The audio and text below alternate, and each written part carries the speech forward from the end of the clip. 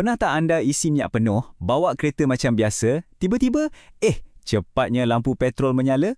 Kalau pernah, anda tak keseorangan. Boleh kata, ini dah jadi macam satu rungutan nasional untuk pemandu kat Malaysia.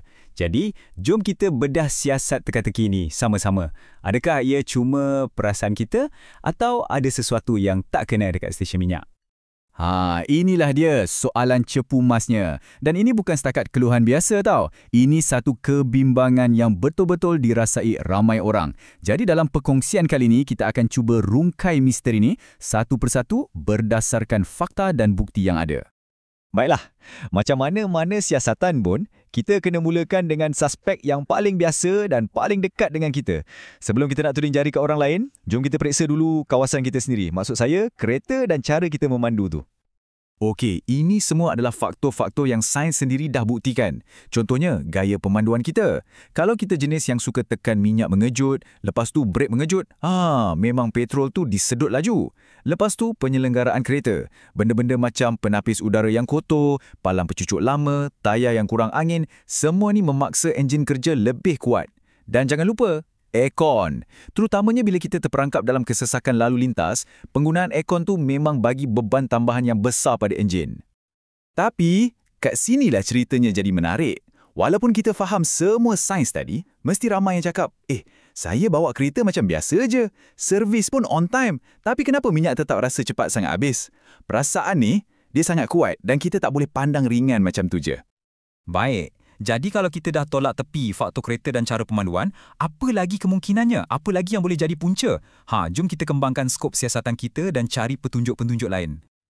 Sekarang kita nak tengok faktor-faktor yang mungkin di luar kawalan kita sebagai pemandu.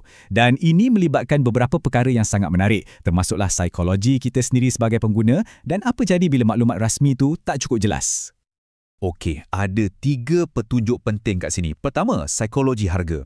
Bila bajet kita tengah ketat, beza sikit pun kita akan rasa besar. Kedua, bila pihak berkuasa tak bagi banyak maklumat atau penjelasan, ruang kosong tu akan diisi dengan syakwasangka dan khabar angin. Dan yang paling kritikal, wujudnya satu perasaan yang semakin menebal di kalangan orang ramai, iaitu perasaan yang mereka mungkin sedang ditipu di pam minyak. Sekarang kita dah sampai ke bahagian yang paling serius dalam siasatan kita. Kita akan lihat kemungkinan yang paling merisaukan, iaitu penipuan yang disengajakan, yang berlaku betul-betul di depan mata kita masa kita isi minyak. Istilah teknikal untuk penipuan ni ialah short dispensing atau dispensing pendek. Nak faham senang je. Meter dekat pam tu tunjuk kita dapat contohnya 20 liter. Tapi minyak yang betul-betul masuk dalam tangki kita kurang daripada tu. Kita bayar untuk 20 liter, tapi dapat mungkin 19 liter je. Dan saya nak tekankan, ini bukan lagi spekulasi atau teori konspirasi tau. Penipuan macam ni memang betul-betul pernah dikesan dan tindakan telah pun diambil di negara kita. Jom kita tengok satu kes yang sebenar. Ini kes betul yang berlaku di sebuah stesen minyak di Perak. Apa yang mereka buat? Meter pam tu diubah suai secara haram. Penipuannya licik. Untuk setiap 1 liter yang terpapar di meter, yang keluar sebenarnya cuma 0.95 liter. Nampak sikit kan? Tapi bayangkan kalau beribu-ribu liter setiap hari. Pihak berkuasa dah ambil tindakan tegas, lesen stesen tu digantung untuk siasatan. Jadi ini bukti kukuh yang kebimbangan orang ramai tu ada asasnya. Okey, lepas dengar kes tadi, mesti kita tertanya-tanya kan? Habis tu, macam mana kita sebagai pengguna dilindungi? Sebenarnya, jangan risau, memang ada undang-undang dan sistem yang direka khas untuk pastikan setiap liter yang kita bayar tu, kita dapat.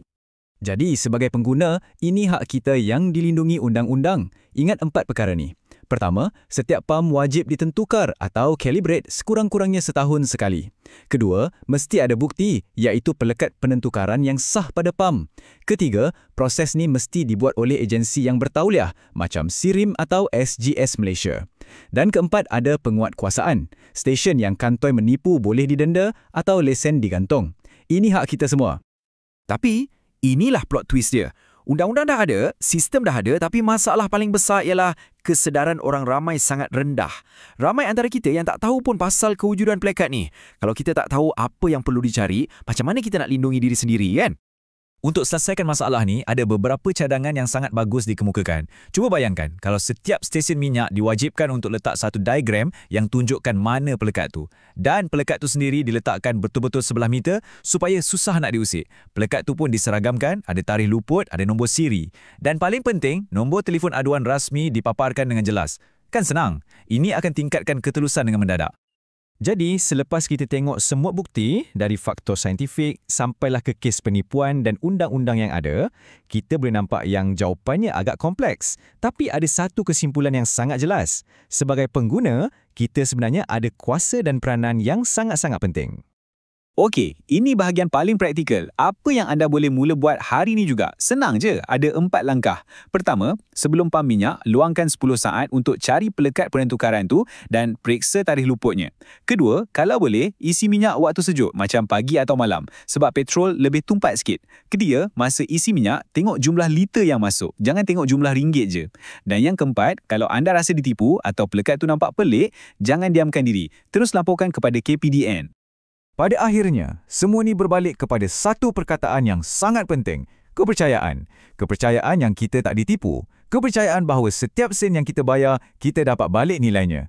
Dengan ilmu dan kesedaran, kita sebagai pengguna bukan sahaja boleh lindungi diri sendiri, tapi kita juga boleh menuntut ketulusan dan pastikan kepercayaan kita tak dikhianati.